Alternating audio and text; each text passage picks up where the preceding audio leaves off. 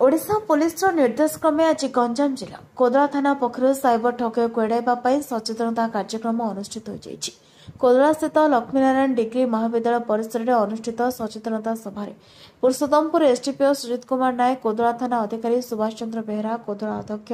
उपाध्यक्ष समेत महाविद्यालय अध्यक्ष समस्त अध्यापक छात्र छात्री माने उपस्थित थे। साइबर ठक मान कबलू किपर निजक ठकेरु रक्षा से संबंध में विस्तृत तथ्य देते एसडीपीओ श्री नायक कौन साइबर ठकेरु रक्षा पाइबा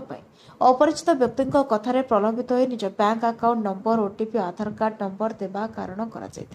जदि दैवा साइबर ठकामी पड़ते तुरंत निकटस्थ थाना साइबर थाना अभियोग करने को परामर्श दिया।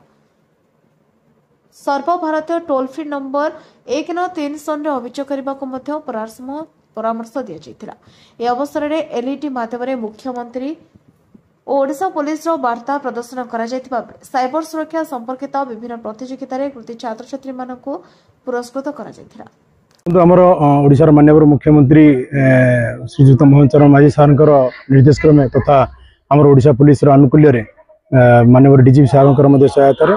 आज आम गंजाम जिले में साइबर रथ आसी पहुंची आम कोदला कॉलेज रे जो साइबर क्राइम टा दिन को दिन कि भाव में बढ़ी जाऊँगी आम कि भाव में प्रतीत हो पार निजक सुरक्षित रखिपारे तार मुख्य सचेतनता कार्यक्रम आज आभिमुख्य आज कोदला कॉलेज रे बहुत स्टूडेंट अबाउट पाखापाखि 300 ରୁ 400 पिला पार्टिसिपेट करते समस्त कॉलेज अध्यापक अध्यापक वृंद प्लस बुद्धिजीवी गण कोदला आज ये पार्टिसिपेट करते जो सचेतनता कार्यक्रम होगा किसी भाव में आपण मैंने जानतु शिखु आजिकल इंटरनेट जुग सबुठ जापर जद्वारा कि सोशियाली इकोनोमिकली केबे इंजोर्ड हे ना जो भाव में लोक मैंने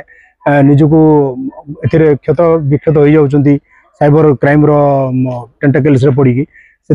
जहाँ किसी भी निजक प्रिवेंट करें बोली आमर बहुत आशा। आज प्रोग्राम बहुत सक्सेसफुल होती बेसिकली स्टूडेंट माने main they are ignited mind